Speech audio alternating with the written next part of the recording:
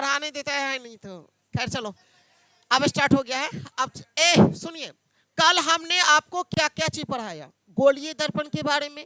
गोलीय दर्पण जो होता है एक खोखले गोले का भाग होता है। खोखले गोले का क्या होता है?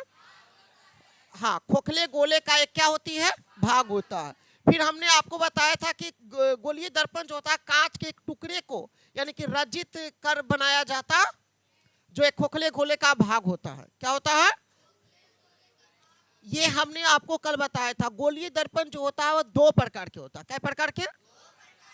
एक आपका होता है अवतल दर्पण, एक होता है, आप लोग बोलिए नहीं, हम समझा रहे हैं, समझिए, ठीक है। हम बता रहे हैं, आप सुनिए। पहले मेरे बात को समझ लीजिएगा बढ़िया से। कल हमने आपको ये भी पढ़ाया था कि जो अवतल दर्पण होता है वो बाहर से क्या होता है? रजित होता है। बाहर से क्या होता है? जबकि उत्तल दर्पण जो होता है वो अंदर से क्या होता है? रजित किया जाता है। ये दो चीज तो समझ में आ गया। अवतल दर्पण का जो परावर्तक सतह होता है वो भीतरी सतह से होती है। क्या से होती है? क्योंकि बाहरी सतह तो रजित होता है, तो कहां से उसकी परिवर्तक सतह होगा? कल चित्र में भी बना के समझाए थे ना। अच्छा, अब अगर हम उत्तल दर्पण की बात करें तो क्योंकि भीतरी सतह तो रजित होती है तो बाहरी सतह से परावर्तक सतह होगा। कल हमने आपको यह भी पढ़ाया था कि जो गोलीय दर्पण के मध्य बिंदु होता है उसको हम ध्रुव कहते हैं। क्या कहते हैं? और ध्रुव को जो है हमने P द्वारा सूचित करते हैं, कल बताए थे ना जी। और गोलीय दर्पण के जो केंद्र होता है, गोलीय दर्पण के जो केंद्र होता है उसको हम बोलते हैं वक्ता केंद्र। क्या बोलते हैं? और वक्ता केंद्र को C के द्वारा सूचित किया। इतना पॉइंट समझ में आ गया ना। कल हमने ये भी बताया था कि जो वक्ता केंद्र और ध्रुव के बीच की जो रेखा होती है उसको हम कहते हैं मुख्य अक्ष। उसे हम क्या कहते हैं?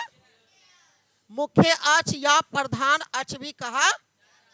तो कल की कहानी इतने ही पर समाप्त किए थे। आज हम आपको इसको पूरा डिटेल में बताने वाले। चलिए, तो आज पहले सबसे पहले अगर हम देखा जाए ए बउआ, कल हमने आपको ये गोलीय दर्पण की ध्रुव सब के बारे में बता दिए थे, ठीक है। चलो, ध्रुव हो गया था, वक्ता केंद्र हो गया था, मुख्य फोकस ये सब हो गया था टोटल। आगे आपको पढ़ना था क्या चीज बताइए तो। चलिए 1 मिनट समझ लीजिएगा। पहले ये जो आप दिखाई दे रहा है उत्तल दर्पण की फोकस, इससे पहले भी वो था जी।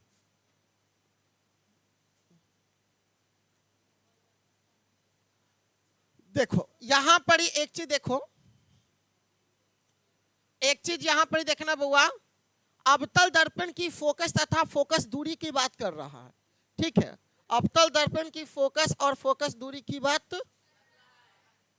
देखिए यहां क्या लिखा है? किसी अवतल दर्पण का फोकस, क्या लिखा है? किसी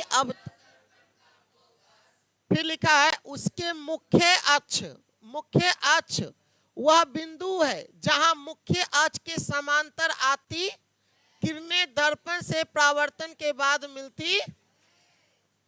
अब एक चीज पता आपको चला होगा, मुख्य अक्ष तो हम बताए थे कल। तो क्या लिखा है कि अवतल दर्पण का फोकस, किसका फोकस?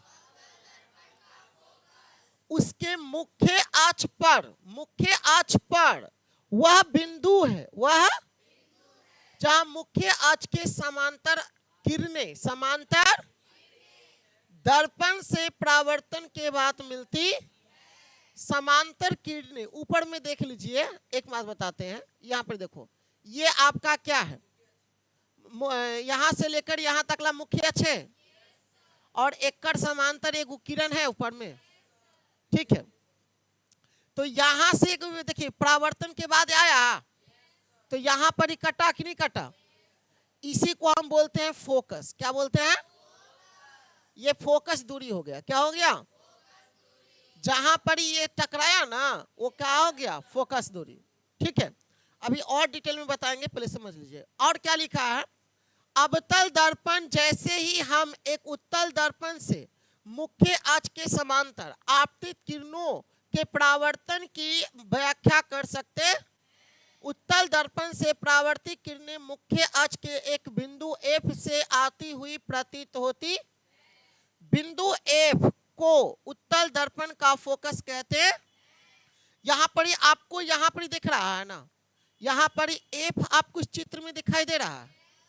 ये जो एफ जो होता है क्या है, अवतल दर्पण का फोकस है, अवतल दर्पण का। तो यहां से एक बात और याद रखिएगा कि ये जो फोकस, ये आपका क्या हो गया, फोकस। ये जो चित्र में दिखाई दे रहा ना, वो आपका क्या है, फोकस। और यहां से याद रखिएगा कि इन दोनों के अगर ध्रुव की बात कर रहा है ना, तो इन दोनों के बीच के जो, अगर ध्रुव और फोकस के बीच की दूरी को, ध्रुव और किसका, उसको कहते हैं फोकस दूरी। क्या कहेंगे, ठीक है, क्या कहेंगे इसको।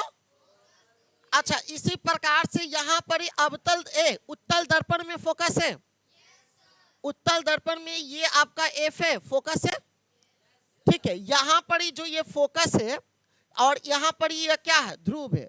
तो यहां से इसके बीच की दूरी को क्या कहेंगे, फोकस दूरी। एक होता है फोकस दूरी और एक होता है फोकस, एक होता है क्या, फोकस दूरी।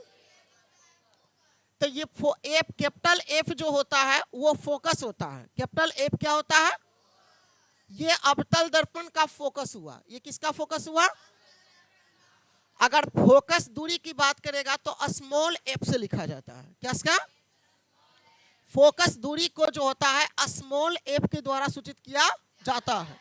पिटाई लग जाएगा तुमको। यहां मेरे बात को ध्यान से सुना, बीच में क्लास में अगर हम किसी को खड़ा करके पूछ दिया, नहीं जवाब दिया, तो धो देंगे उसको। धो देंगे मतलब धोने का मतलब समझता है ना, कि डंडा से धो देंगे, पागल कहीं का। तो क्या क्या समझा जी, उत्तल दर्पण का फोकस कहलाता है फोकस। इतना जान जाइए, आप क्लास 12th में जाइएगा ना, तो इसको पूरा विस्तार करके बताया जाता है वहां पर, ठीक है। 10th में हल्का फुल्का पढ़ना है, बस ज्यादा नहीं कुछ पढ़ना है इसमें। लेकिन जब इसको क्लास 12th में पढ़िएगा ना, 11 12th में, तो उसमें और इसका पूरा विस्तार करके पढ़ना है। तो यहाँ पर ही आपको सिर्फ ये जानना है कि फोकस क्या होती है, इसके बारे में बताएं कि फोकस एफ द्वारा सूचित किया जाता है। ध्रुव और फोकस के बीच की दूरी को क्या कहते हैं, फोकस दूरी कहते हैं। बस इतना जान लीजिए, आगे देखिए। आगे हम आपको बता रहे हैं क्या है, जो समझिएगा। फिर यहाँ लिखा है कि उत्तल दर्पण का फोकस कहते हैं, ये तो हो गया। अब यहाँ पर क्या लिखा है कि किसी उत्तल दर्पण का फोकस उसके मुख्य अक्ष पर वह बिंदु है, मुख्य अक्ष पर वह बिंदु है, मुख्य अक्ष। अब बताओ कि मुख्य अक्ष कौन है, ये जो रेखा देख रहा है ये मुख्य अक्ष है। तो मुख्य अक्ष पर वह बिंदु है, ये बिंदु है, मुख्य अक्ष पर वह बिंदु है। मुख्य अक्ष बताए थे ना कि ध्रुव और वक्ता केंद्र को मिलाने वाली जो रेखा होती है, इस रेखा को क्या कहते हैं, मुख्य अक्ष कहते हैं। तो मुख्य अक्ष पर जो बिंदु, क्या लिखा है, मुख्य अक्ष पर वह बिंदु जहां से मुख्य अक्ष के समांतर आती किरणें, देखो एक समांतर आती किरणें यहां पर दिखाई दे रहा है, ये सब समांतर किरणें हैं, समांतर किरणें हैं, आती किरणें दर्पण से परावर्तन के बाद, दर्पण से परावर्तन के बाद आती हुई प्रतीत होती है। तो फोकस यानी एफ से दर्पण के ध्रुव पी की दूरी को दर्पण की फोकस दूरी कहते हैं। अब बताए थे ना जी इसको फोकस दूरी। अच्छा एक बात और ये देखिए, इसको स्मॉल एफ से सूचित किया। देखिए दो चीज हम आपको अपना भाषा में बता देते हैं कि फोकस जो होता है उसको कैपिटल एफ के द्वारा सूचित किया जाता है, और फोकस दूरी जो होता है आपका क्या होता है, स्मॉल एफ के द्वारा सूचित किया। मेन पॉइंट यहां है मेरे बउआ, आप समझिएगा। इस चित्र को यहां पर देखिए बनैले है, ये आपका क्या हुआ, ध्रुव है ना, और यहां तक देखिए अगर बीच में अगर मान लीजिए वक्ता केंद्र है ना जी। अब ये रेखा जो होता है मुख्य अक्ष है, तो मुख्य अक्ष जो है पर कोई बिंदु कौन है, एफ है, मुख्य अक्ष पर कोई बिंदु एफ है, ये आपका फोकस है, क्या है। और आप याद रखिएगा कि ये जो ध्रुव है और फोकस के बीच की दूरी को फोकस दूरी कहते हैं। क्या कहते हैं बताओ, फोकस दूरी कहते हैं। आप समझ में आया कि फोकस दूरी किसको कहते हैं। कोई पूछ देगा कि फोकस दूरी किसे कहते हैं, तो ध्रुव और फोकस के बीच की दूरी को क्या, ध्रुव और फोकस के बीच की दूरी को हम क्या कहते हैं, फोकस दूरी कहते हैं। बोलो यहां तकला कोई दिक्कत है।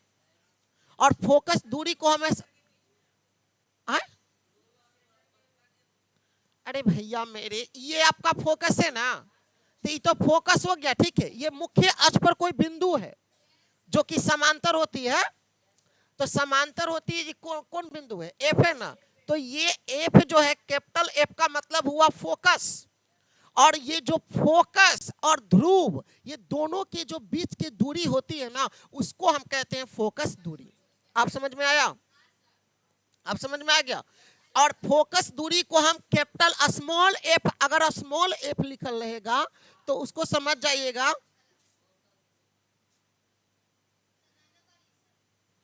लेकिन यहां खराब ना हो जाएगा। देखिए एक मिनट समझिए, तो फोकस जो होता है कैपिटल स्मॉल एफ के द्वारा सूचित किया जाता है फोकस दूरी को। समझ में आ गया ना? चलो आगे बढ़ते हैं, आगे बढ़ते हैं। बहुत सारा क्रियाकलाप भी देवल है, किताब को पहले पूरा बढ़िया से पढ़ लेते हैं, उसके बाद आपको समझाते हैं और अच्छा से। क्या लिखा हुआ है जो समझ लीजिएगा। एक चीज लिखा हुआ है, यहां से एग्जाम में क्वेश्चन आता है। एग्जाम में क्वेश्चन जो है ना, हर साल देखिएगा, इसका क्वेश्चन ऑब्जेक्टिव जब हम पूछेंगे ना, जब ऑब्जेक्टिव आप पूछेंगे ना सवाल, या सब्जेक्टिव पूछेंगे ना, तो देखिए एकरा में क्या लिखा है कि गोलीय दर्पण की फोकस दूरी और उसकी वक्रता त्रिज्या में क्या संबंध है। अब यहां पर ही आ गया मुन्ना, एक चीज बताओ हमको, एक चीज ही बताओ कि यहां पर ही आप चित्र को देख रहे हो। अगर हम अपना एक्स्ट्रा चित्र बनाकर दिखाते हैं, देखो मान लेते हैं कि ये आपका अवतल दर्पण है। अवतल दर्पण जो होता है कहां से रंजित रहता है? बाहर से रंजित रहता है ना। बीच में क्या होता है? ध्रुव होता है ना, होता है ना जी। और यहां पर इसका गोलीय दर्पण का वक्रता केंद्र होगा। वक्रता केंद्र क्या है? सी है। अब इसकी जो बीच में हो गया, अगर इसके समांतर कोई परावर्तक सतह जो है, यहां से टकराने के बाद यहां पर कोई फोकस आएगा, फोकस आएगा। ये इसका परावर्तक सतह जो है मुख्य अक्ष है ना, अरे इसको हम मुख्य अक्ष भी बोलते हैं ना। जो P और C जो है, PC क्या है? ऐसे तो वक्रता त्रिज्या तो है, ये है, लेकिन इसको क्या कहते हैं? मुख्य अक्ष भी बोलते हैं ना। तो मुख्य अक्ष के कोई बिंदु कहां पर काट रहा है, फोकस कहां हो रहा है? ए पर हो रहा है ना, ये फोकस है। तो फोकस दूरी किसको कहते हैं? यहां से लेकर यहां तकला जो दूरी होगा, अब बताओ यहां से लेकर यहां तकला जो दूरी होगा, ये आपका क्या होगा? फोकस दूरी होगा। क्या होगा? और फोकस दूरी जो होगा वो किसके द्वारा सूचित करते हैं? कहने का मतलब है बउआ कि ध्रुव और किसके बीच, एक मिनट, ध्रुव और फोकस के बीच की दूरी को क्या कहते हैं जी? फोकस दूरी। फोकस दूरी कहते, ये समझ में आ गया? कहते हैं। ये तो बढ़िया से समझ में आ चुका होगा। अब मेरी बात को ध्यान से समझना, अब मेरी बात को ध्यान से समझना। ए बउआ मेरी बात को ध्यान से सुनो। ये जो फोकस दूरी होती है, अरे सुनो ना, अब ये जो है वक्रता त्रिज्या है पूरा, ये तो वक्रता त्रिज्या भी है। अच्छा ये फोकस दूरी की आधी है, फोकस दूरी की आधी है, फोकस दूरी की वक्रता त्रिज्या की आधी है। फोकस दूरी जो है, देखो ये पूरा के पूरा क्या है? कैपिटल आर है। अरे कैपिटल आर है, पूरा के पूरा क्या है? वक्रता त्रिज्या है ना। अरे बउआ, अरे ऐसे एगो पढ़ाए थे गोलीय दर्पण के बारे में, बीच में केंद्र होता है, ये आपका ध्रुव होता है, तो इसके बीच की दूरी जो होता है वो आपका वक्रता त्रिज्या होती है। केंद्र और ध्रुव के बीच की दूरी को होता है ना वक्रता त्रिज्या। तो ये आपका वक्रता केंद्र है, ये ध्रुव है, इसके बीच की दूरी क्या होगी? वक्रता त्रिज्या होगी। अरे रेखा को मुख्य अक्ष कहते हैं ना, लेकिन ओकर बीच की दूरी वक्रता, ध्रुव और वक्रता क्या बोलता है, ध्रुव और वक्रता केंद्र के बीच की दूरी को तो हम त्रिज्या ना कहते हैं भैया। और एक चीज बताओ, ये तो फोकस हुआ, ध्रुव और फोकस के बीच की क्या कहते हैं? फोकस दूरी कहते हैं ना। तो अगर आप ये देखो, ये पूरा के पूरा यहां तकला वक्रता त्रिज्या है ना, और ओकर आधा कौन है? फोकस दूरी। ओकर आधा कौन है? मतलब फोकस दूरी जो है, फोकस दूरी क्या है? वक्ता त्रिज्या का आधे ना है। अरे वक्ता त्रिज्या का आधा ना है जी। तो फोकस दूरी जो होता है वक्ता त्रिज्या का क्या होता है? मतलब एक सूत्र बन गया, बना ना। अरे कितना सुंदर से सूत्र बता रहे भाई, भैया मेरे सुन ले, समझ ले। ये पूरा के पूरा क्या है मुन्ना? तो ये पूरा के पूरा वक्ता त्रिज्या है ना जी। लेकिन ये फोकस दूरी जो है वो आधा ना है। किसका आधा है? अरे वक्ता त्रिज्या का आधा है। तो फोकस दूरी बराबर सूत्र बना आर बटा, अब समझ में आई लो? बढ़िया से दिमाग में उठ गया। अब अगर सवाल में आ जाएगा, सवाल में क्वेश्चन ऐसे आएगा कि गोलीय दर्पण में, क्वेश्चन देखो, क्वेश्चन समझो, क्वेश्चन कैसे पूछ देगा कि गोलीय दर्पण में वक्ता त्रिज्या फोकस दूरी वक्ता त्रिज्या में क्या संबंध है? तो उसका आधी है। वक्ता त्रिज्या के क्या है? किसका आधा है? वक्ता त्रिज्या का। सवाल में ऐसे रहेगा कि अच्छा बताओ कि वक्ता त्रिज्या फोकस दूरी की क्या है? देखिए अब यहाँ पर एक सवाल जान लो, एक सवाल जान लो। ए बउआ यहाँ पर देखो, अगर इसको क्रॉस कर देंगे, इसको क्रॉस कर देंगे 2f हो जाएगा, बराबर क्या होगा? इसका मतलब हुआ कि वक्ता त्रिज्या जो है फोकस दूरी के दुगना है। फोकस दूरी के, ये सवाल एग्जाम में भी आ चुका है। ये सवाल भी एग्जाम में जो है ना आ चुका। तुमको विश्वास नहीं खे तो समझा, क्वेश्चन बैक निकाल लो और दोनों सवाल के देखो एग्जाम में आल हो। अब मुन्ना समझ, अरे भैया याद मत करो। याद का उल्टा शब्द क्या होता है पता है? भुलाना। याद का उल्टा शब्द, लेकिन प्रैक्टिस का उल्टा शब्द नहीं होता है। प्रैक्टिस का उल्टा शब्द होता है। इसीलिए हम बोलते हैं कि याद का उल्टा शब्द भुलाना होता है। याद मत करो, कोई चीज को समझने की कोशिश करो। हाँ जब भुलाने लगो तो याद आ जाएगा। ये जवाब देने में तो माहिर है ये। खैर चलिए, तो ये दो सवाल समझ में आ गया। आगे आपके किताब की बात कर रहे हैं। देख लीजिए आपके किताब में भी बड़ा बढ़िया से लिखा है। ए बउआ समझो, कहाँ थे हम? हो यहाँ न थे। अब यहाँ पर ही देख लो कितना सुंदर है, कितनी सुंदर सी बातें लिखा है कि देखो हम तो उसको पहला ही बता चुके हैं, लेकिन अब आप किताब में थोड़ा सा पढ़ लेते हैं। ठीक है कि गोलीय दर्पण जो होता है, देखो बहुत गुस्सा आ जाता है कभी कभी, इतना गुस्सा आ जाता है ना कि तुम लोग को निकाल दे क्लास से कभी।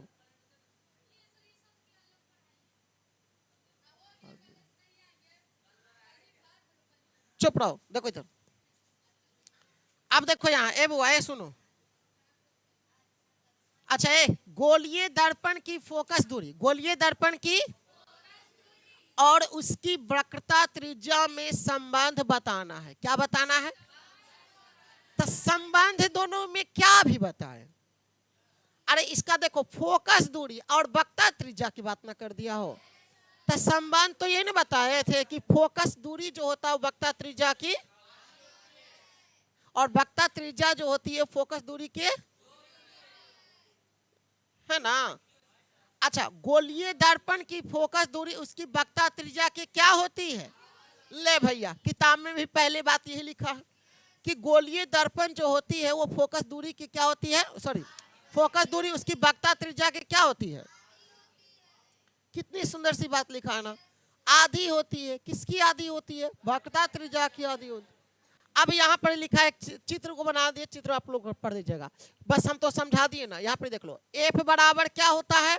आर बटा 2 वक्रता त्रि, है ना जी, सूत्र देवल है ना किताब में, यही तो समझा दिए कैसे हुआ। जो कुछ समझ में आ रहा है कि नहीं आ रहा?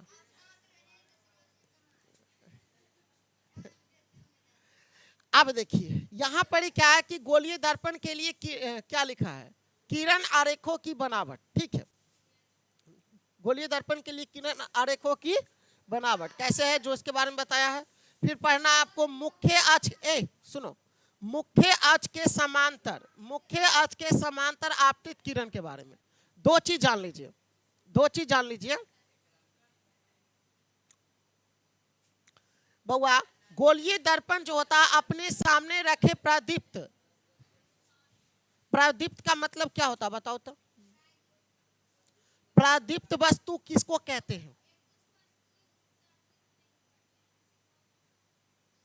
हम पूछ रहे हैं मतलब प्रकाश उत्सर्जित नहीं करते हैं, वो करते हैं। तो जो वस्तु प्रकाश उत्सर्जित करेगा उसको हम प्रदीप्त वस्तु बोलेंगे, और जो प्रकाश उत्सर्जित नहीं करेगा उसको, कितना सुंदर से हम पढ़ाए थे सब। एक बार भी जाके नहीं किताब को रीडिंग करता है, तुम लोग नहीं पढ़ता है ना, बड़ी शर्म की बात है। खाली लिखवा दो, लिखवा दो, खत्म। देखो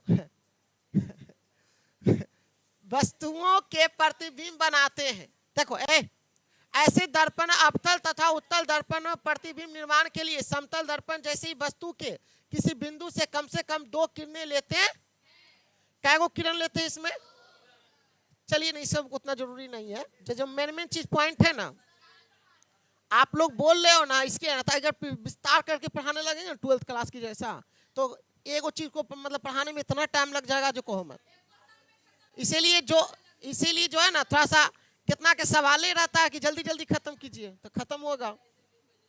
चलो एक चीज समझ लीजिए, एक चीज समझ लीजिए बउआ, मुख्य अक्ष के समांतर आपतित किरण, मुख्य अक्ष के समांतर आपतित किरण, दर्पण के मुख्य अक्ष के समांतर आने वाली किरणें, मुख्य अक्ष के समांतर आने वाली किरणें, आने वाली किरणें दर्पण से परावर्तन के बाद पहला अवतल, यदि दर्पण अवतल हो, यदि दर्पण कैसा हो, तो उसके फोकस एफ से होकर जाता, उसकी फोकस कहां से होकर जाता जी? यदि दर्पण उत्तल हो तो उसकी फोकस जो है एफ से आती हुई प्रतीत होती, उत्तल रहेगा तो आती हुई प्रतीत होता है, और अवतल रहेगा तो हाँ जाती है, फोकस से होकर जाती है। चलिए अगला क्वेश्चन, आगे क्या है जो पढ़ते हैं, क्वेश्चन बोलते हैं। देख लीजिए, इसका नियम कुछ बताया गया है, ये सिद्ध किया है आपको। ये क्वेश्चन एग्जाम में आ जाता है कि F बराबर R/2 को सिद्ध करे। ये क्वेश्चन को है ना सिद्ध करे, पहले पूछता था एग्जाम में, ठीक है। आप तो पूछ नहीं रहा है, लेकिन फिर भी बोलोगे तो हम समझा देंगे, ठीक है। तो इतना याद रखिएगा, ऑब्जेक्टिव में काम आएगा कि फोकस दूरी जो होती है वक्रता त्रिज्या की आधी होती है। ये सिद्ध करने वाला भी प्रश्न आता है एग्जाम में, ठीक है। तो यहाँ पर क्या लिखा है, सिद्ध करके बता दे। हैं? तो तुम तो बोल रहा था कि नहीं खाली प्रश्न उत्तर लिखवा दीजिए, मतलब कि इसीलिए कहा जाता है अगर पूरा विस्तार करके पढ़ोगे ना बउआ तभी जाके अच्छा रहता है। जल्दी जल्दी, अच्छा अभी खत्म, अभी तो हमारा जनवरी स्टार्ट हुआ, जनवरी खत्म होने वाला है, तो अभी तो हमको 11-12 महीना है ना जी। तो हम पढ़ाई रहे ना जी, धीरे धीरे ना कोई चीज खत्म होगा। ए लड़का अभी बैठो, उधर उधर बैठो, ए वहां बैठो। चलिए तो एक कल की क्लास में जो है ना इसको हम सिद्ध कर देंगे बढ़िया से, ठीक है, या अभी कर दे? आगे पहले पढ़ा देते हैं, आगे पहले पढ़ा देते हैं। कल की क्लास में जो है ना हम आप लोगों को एक क्वेश्चन दे ही देते हैं, आप लोग कल सिद्ध करके आइएगा। ऐसे किताब में ये सिद्ध कैल है, ठीक है, आप पहले समझ कर इसको आइएगा। कल इसको जो है ना पूरा अगर नहीं समझ में आएगा ना, कल पूरा विस्तार करके हम समझा देंगे। तो कल का जो प्रश्न रहेगा कि F बराबर R/2, F बराबर R/, यानी कि फोकस दूरी जो है वक्रता त्रिज्या की आधी होती है, कैसे? अभी छुट्टी ना हो रहा है तो आधी होती है ना बउआ। सुनो, अगर आधी होती इसको सिद्ध करना है, क्या करना है? आप जो है घर से करके लाइएगा इसको सीध करके, ठीक है।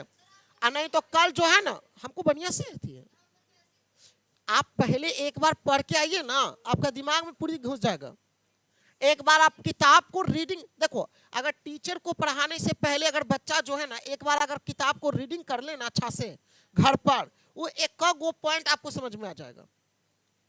तो नहीं, तुम लोग तो ऐसा करते नहीं है, यहाँ से जाते हो किताब कॉपी लेकर, नहीं रियलिटी बताते हैं। यहाँ से जाते हो 4 गो 5 गो दोस्त मिल गया, अरे आज उधर जाना है तो कल उधर जाना है, कल उधर जाना है, कभी घूमता दिन भर कुछ कुछ काम करते रहता, लेकिन रियलिटी बताते, सच्चाई से पढ़ता नहीं है। ईमानदारी से अगर 5 घंटा पढ़ लेगा ना तो तुमको, अब बताओ आधा घंटा पढ़ती है, 1 घंटा पढ़ती तो कोई पढ़ाई का मतलब नहीं हुआ बुआ। नहीं सच्चाई बता रहे, अपना लाइफ पर कुल्हाड़ी खुद मारते हो। अरे उस सर ना खत्म करला खुनंडे, अरे उस सर बेकार है खुंडे, अगर वो चल था खराब कर, अरे जितना दिन लगे हम तो इसको पूरा बढ़ाएंगे ना जी, किसको अधूरा छोड़ के चल जाए। हर रोज 45 मिनट आधा घंटा तो जरूर पढ़ाते होंगे लगातार, उससे क्या दिक्कत है। स्टार्ट करना के क्या चैप्टर पढ़ना है, इसमें 6 गो तो चैप्टर पढ़ना है, एगो चैप्टर पर हाँ तो क्या वो किताब है टोटल मिलाकर, साइंस में एगो में 6 गो, एगो में 8 गो, हम बताते हैं 8 6 14, 14 एगो में लगता है 5 गो, तो कितना हो गया 14 5 कितना होता है 19 गो चैप्टर है। तो 19 गो चैप्टर पढ़ाने में टाइम नहीं लगेगा, इससे भी ज्यादा टाइम लगेगा। जानता हो कौन चैप्टर पढ़ाने में, विद्युत धारा में, उसमें बहुत लंबा है, उसको पढ़ाने में तो टाइम तो लगेगा ही। अगर बोलोगे कि तुरंत तुरंत खत्म हो जाए तो कुछ सीखवे नहीं करोगे, नहीं वो होगा, टाइम लगेगा ही लगेगा।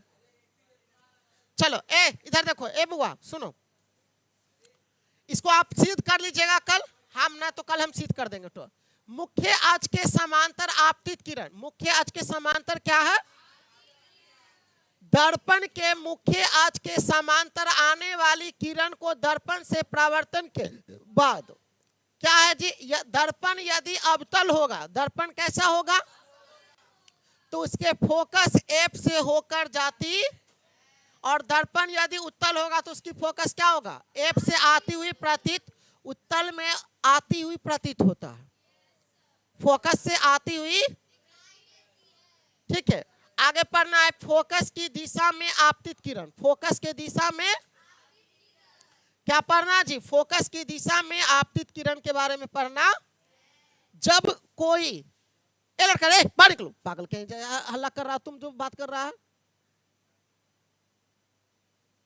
क्यों बात करेगा, किसी क्लास डिस्टर्ब, ऐसे जान तो हमको भी डिस्टर्ब हो जाता है। रियलिटी बताते हैं, इसलिए शांत रहो, कुछ सीखो ना, सीखने के लिए आए हो कि यहाँ पर हल्ला करने के लिए आए हो, बताओ हमको। बहुत गलती करता है, अपने लाइफ के साथ खिलवाड़ कर रहा है तुम लोग। जब इतना पढ़ल देख लेना ना, बढ़िया बढ़िया पढ़ल जो है उसको जॉब नहीं हो रहा, अभी जाके बताते हैं। और तुम लोग को तो अभी नसीब स्टार्ट हुआ है, क्या होगा, खाक होगा, कुछ नहीं होगा। फोकस की दिशा में आपतित किरण क्या लिखल है, तो फोकस जब कोई किरण दर्पण के फोकस यानी कि एफ की दिशा में हो, एफ की दिशा में, हाँ तो आपतित किरण होती, सॉरी आपतित होती, तो वह परावर्तन के बाद दर्पण के मुख्य अक्ष के समांतर निकलती है। दर्पण के परावर्तन जब होगा तो दर्पण के बाद क्या होगा, सॉरी दर्पण के मुख्य अक्ष के समांतर होगी, ठीक है। आगे देखिए, आगे क्या लिखा है कि वक्ता केंद्र की दिशा में आपतित किरण, किसके दिशा में, वक्ता केंद्र की आप किरण, चूंकि वक्ता केंद्र जो होता है त्रिज्या दर्पण पर स्थित किसी बिंदु पर अभिलंब होती है, क्या होती है जी, अच्छा इसीलिए जो किरण दर्पण के वक्ता केंद्र यानी कि सी की दिशा में दर्पण पर पड़ती है, कहां पर पड़ती है, सी की दिशा में यानी कि वक्ता केंद्र की दिशा में, कहां पड़ती है, तो वह दर्पण लंबवत होती है। वह दर्पण कैसा होती है, अच्छा परावर्तन के बाद वह किरण उसी पथ पर लौट जाती, और परावर्तन के बाद देख लीजिए यहाँ पर क्या है, यहाँ पर देख लो, ये परावर्तन के बाद उसी दिशा में लौट रही है, ये वक्ता क्या है ना, त्रिज्या। चलो अब क्या है, ये अभिलंब है, देखो लो यहाँ लिख दिया, ये क्या है, अभिलंब है। तो फिर लिखा है कि परावर्तन के नियम से परावर्तित किरण भी मुख्य अक्ष के आई के कोण, आई के बराबर का कोण आर बनाती हुई निकलेगी। कैसा निकलेगी? आई, आई का मतलब समझते हो ना, आई किसको सूचित करते हैं, किस कोण को? आर किसको कहते हैं? एक आपतन कोण होता है, एक परावर्तन कोण होता है। तो आपतन कोण को आई द्वारा सूचित करते हैं और परावर्तन कोण को किसके द्वारा? अभी वो भूल गया हुआ तो फिर बेकार है। उपयुक्त सभी स्थितियों में परावर्तन के नियमों का पालन होता है। आपतन बिंदु पर आपतित किरण का परावर्तक इस प्रकार होता है कि, सुनिए, परावर्तित किरण, आपतित किरण और आपतन बिंदु पर अभिलंब तीनों एक ही तल, अभिलंब एक तल जिसे आपतन तल कहते हैं। अभी कल आपको पता थे कि प्रकाश के परावर्तन के दो नियम होते हैं, उसमें बताए थे कि परावर्तित किरण या आपतित किरण, परावर्तित किरण, और क्या बताया था, आपतन बिंदु पर उसमें खींचा गया विलंब तीनों एक ही समतल में होते हैं। लेकिन एकरा में क्या कह रहा है कि परावर्तित किरण, कौन सा किरण, और आपतित किरण, कौन सा किरण, और आपतन बिंदु पर अभिलंब क्या है? तो रुको ना, अभिलंब एक तल है जिसे आपतन तल कहते होता है, और परावर्तन कोण जो होता है आपतन कोण के बराबर होता। ये तो दोनों नियम है, ये दोनों नियम है ना। किसका नियम है? प्रकाश के परावर्तन के, कि आपतन कोण परावर्तन कोण के बराबर होता है। ये नियम पढ़ाए थे। आपतन कोण जो है परावर्तन कोण को आर द्वारा, आपतन कोण को आई के बराबर होता है। आर द्वारा, आई द्वारा बोले थे ना। चले, गोलीय दर्पण में बने प्रतिबिंब, गोलीय दर्पण में, तो गोलीय दर्पण में जो बना प्रतिबिंब होता है इसके बारे में देख लीजिए क्या लिखा है। हम किरण आरेख के द्वारा किसी गोलीय दर्पण से मुख्य अक्ष पर विभिन्न दूरियों पर रखी वस्तुओं के प्रतिबिंबों की स्थितियों, आकार तथा प्राकृतिक जान सकते हैं। और क्या लिखा है कि किरण आरेखों, यानी कि एक बात याद रखिएगा कि गोलीय दर्पण में जो होता है, दर्पण को, ध्रुव को किसके द्वारा, किसके द्वारा, और दर्पण का वक्ता केंद्र को किसके द्वारा, और दर्पण का फोकस किसके द्वारा। इतनी बात मालूम है ना? चलो मालूम है ये तो आगे बढ़ते हैं। चलो आगे देखो, ध्रुव की दिशा में आपतित किरण, ध्रुव की दिशा में, ध्रुव क्या लिखा है, चूंकि ध्रुव पी पर प्रधान अक्ष दर्पण पर अभिलंब है। क्या है जी? यदि कोई किरण दर्पण पर ध्रुव की दिशा में, क्या लिखा है, ध्रुव की दिशा में, अच्छा ध्रुव की दिशा, ये ध्रुव की दिशा में जाएगा, मुख्य अक्ष से आई कोण बनाती हुई, क्या लिखा है, बनाती हुई आपतित। उसके बाद देखो नीचे में, बेगला देंगे तुमको, अभी क्लास नहीं पढ़ना, हाथ चल जाओ, चलो हाँ ठीक है जाओ, उतना नहीं आता हमको करने। अरे कोई 10-15 मिनट लेट नहीं हो सकता है? कोई क्लास को पढ़ा रहा तो मतलब तुरंत तुमको पक्का 9 बजे क्लास हमको स्टार्ट कीजिए, ये कोई नियम हुआ? ऐसा नहीं होता, नहीं पढ़ना मत पढ़ो। ध्रुव की दिशा में आपतित किरण का परावर्तन, ध्रुव की दिशा में आपतित किरण का, ठीक है। अच्छा आगे क्या है कि वस्तु के प्रतिबिंब के बारे में पढ़ना है। किसके बारे में पढ़ना है? जब वस्तु अवतल दर्पण के फोकस और ध्रुव के बीच स्थित हो। कहां स्थित हो? एक बात याद रखना, यहां से क्वेश्चन बहुत आता है एग्जाम में, यहां से क्वेश्चन जो है ना आगे जो हम पढ़ाने वाले हैं उससे क्वेश्चन बहुत आता है एग्जाम में। और क्वेश्चन क्या आएगा कि जब वस्तु अवतल दर्पण के फोकस कहां रखेंगे, जब वस्तु को अवतल दर्पण के फोकस और ध्रुव के बीच में रखेंगे, कहां रखेंगे, जब वस्तु यानी कि अवतल दर्पण के फोकस यानी एफ और ध्रुव के बीच यानी कि पी के बीच रहती है, तब प्रतिबिंब जो होता है यानी कि ए डैश और बी डैश दर्पण के पीछे की ओर बनता एक चीज सवाल में देख लो, ऑब्जेक्टिव में क्वेश्चन कैसे आ जाएगा, क्वेश्चन आ जाएगा कि जब वस्तु अवतल दर्पण के फोकस और ध्रुव के बीच हो। अवतल दर्पण के फोकस, अवतल दर्पण के और कहा ध्रुव के बीच। अरे अवतल दर्पण के फोकस, एक बात बताओ, अब देख लो अवतल दर्पण कैसा होता है, ये अवतल दर्पण है, ये अवतल दर्पण है। अवतल दर्पण के अगर ये ध्रुव है ना, ये आपका क्या फोकस है, तो अवतल दर्पण के ध्रुव और फोकस के बीच हो, कहाँ हो, बीच रहती है, तब प्रतिबिंब जो होता है दर्पण के पीछे बनता है। प्रतिबिंब कहाँ बनेगा, देखो इसका प्रतिबिंब जो होगा कहाँ बनेगा, दर्पण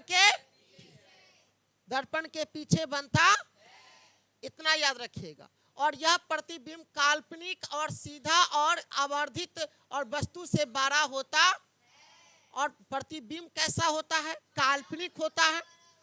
प्रतिबिंब कैसा होता है, काल्पनिक, सीधा और आवर्धित और वस्तु से बड़ा होता। तो कल की क्लास में आपको हम क्या पढ़ाने वाले हैं कि जब वस्तु को अवतल दर्पण के, इस सब ऑब्जेक्टिव में क्वेश्चन आता है, ये सब क्वेश्चन जो है ना ऑब्जेक्टिव में आता है, ठीक है, इसको हल्को मत लीजिएगा। तो आज के लिए इतना ही, ऑल द बेस्ट।